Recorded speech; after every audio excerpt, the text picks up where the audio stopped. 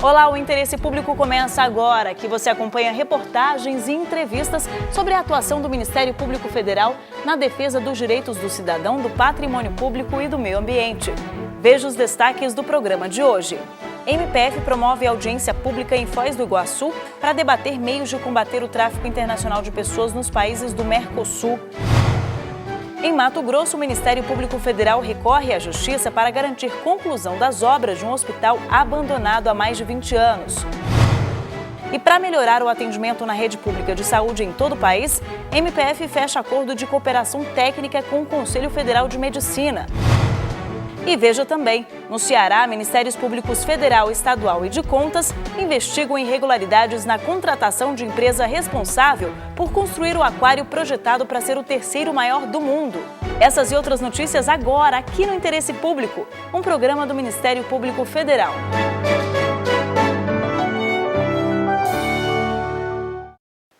O tráfico de pessoas é a terceira atividade mais rentável do crime organizado no mundo. Movimenta entre 5 e 7 bilhões de dólares por ano. Os dados são de pesquisas recentes realizadas pela comunidade internacional. Em Foz do Iguaçu, no Paraná, o Ministério Público Federal promoveu uma audiência pública para discutir meios de reforçar o combate ao tráfico internacional de pessoas em países do Mercosul. Fronteira do Brasil com o Paraguai. Uma das mais movimentadas do mundo. Segundo os dados da Polícia Rodoviária Federal, pelo menos 18 mil veículos e cerca de 100 mil pessoas cruzam a Ponte da Amizade nos dois sentidos todos os dias. Sem estrutura, os órgãos de fiscalização não conseguem evitar o tráfico de pessoas entre os dois países para exploração sexual ou trabalho escravo.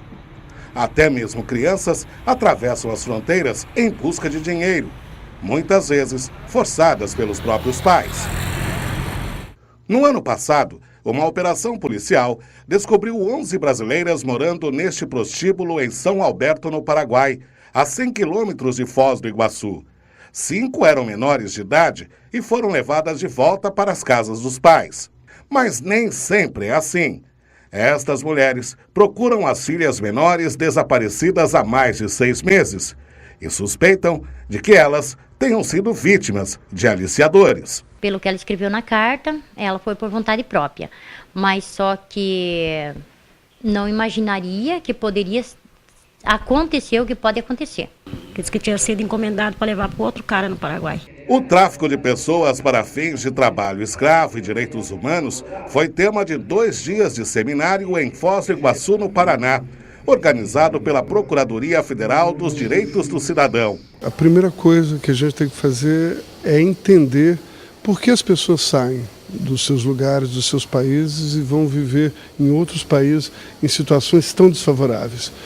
E por que essas pessoas se sentem tão frágeis que não procuram os órgãos, públicos, inclusive o Ministério Público e Defensoria, quando se sentem explorados. Como é que se dá a dinâmica dessa exploração?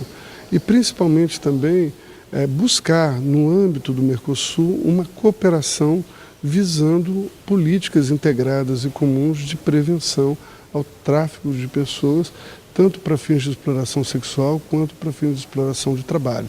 O evento reuniu membros dos Ministérios Públicos no Mercosul e nações associadas ao Bloco Econômico. Participaram também representantes de organismos internacionais do poder público e da sociedade civil.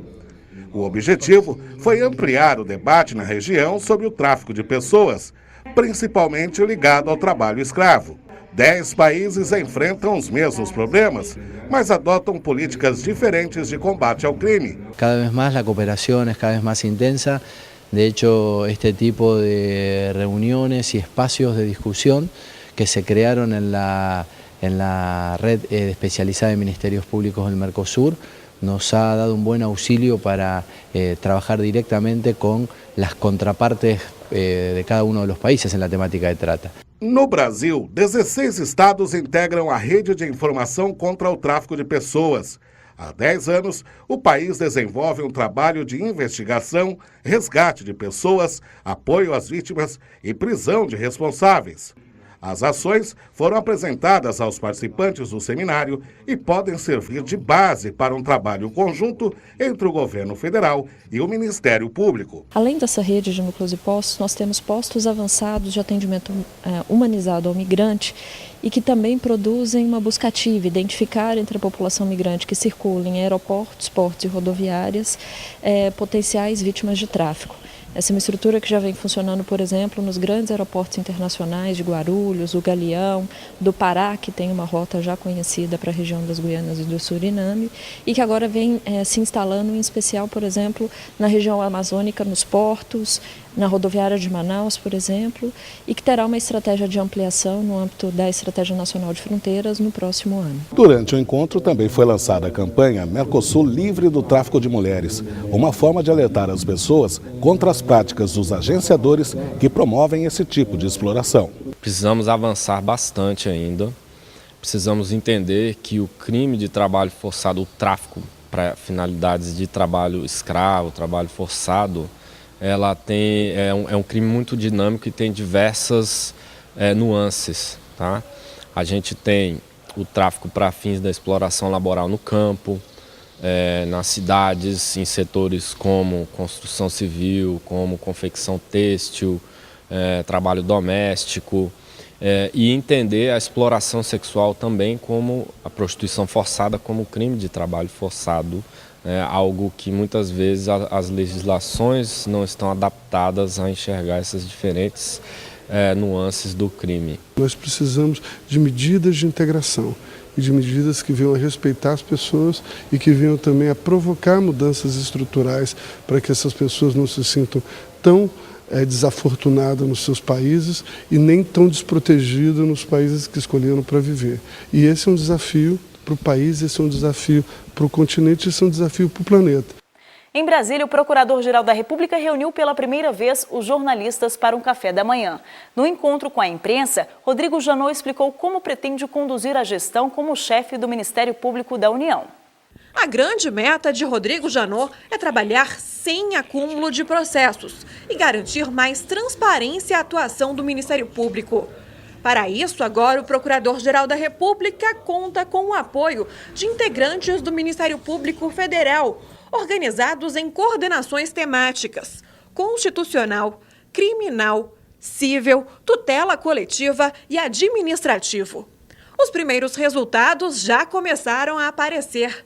Em apenas um mês de gestão, 370 processos saíram do gabinete de Rodrigo Janot. 361 foram encaminhados para o Supremo Tribunal Federal e 9 para o Superior Tribunal de Justiça. O Ministério Público vai se estruturar para que ele possa dar mais agilidade na tramitação dos feitos de responsabilidade aqui do Gabinete do Procurador-Geral. Qual a estrutura que a gente imaginou? Criar assessorias por colegas procuradores da República, dentro das suas respectivas áreas de expertise, para que se possa dar agilidade com qualidade na tramitação dos feitos. A primeira medida para tornar o fluxo processual mais eficiente foi fazer um levantamento dos procedimentos extrajudiciais e judiciais de competência do Procurador-Geral da República. Atualmente, constam 552 procedimentos extrajudiciais sobre casos de competência do STF e 102 do STJ. Com relação aos processos judiciais, tramitam 1.202 referentes ao plenário do STF e 183 referentes à Corte Especial do STJ. Será publicada portaria até dezembro de 2013, com as regras de tramitação dos processos no gabinete do Procurador-Geral da República. O conteúdo dos procedimentos vai ser disponibilizado no portal da Transparência do MPF. O que a gente pretende é trazer regras claras para que todo cidadão brasileiro possa entender como se dá a tramitação dos feitos no gabinete do Procurador-Geral. No próximo bloco, o Ministério Público Federal em Mato Grosso recorre à Justiça para garantir a conclusão das obras de um hospital abandonado há mais de 20 anos. E para melhorar a saúde pública, MPF fecha acordo de cooperação técnica com o Conselho Federal de Medicina. A gente volta já já.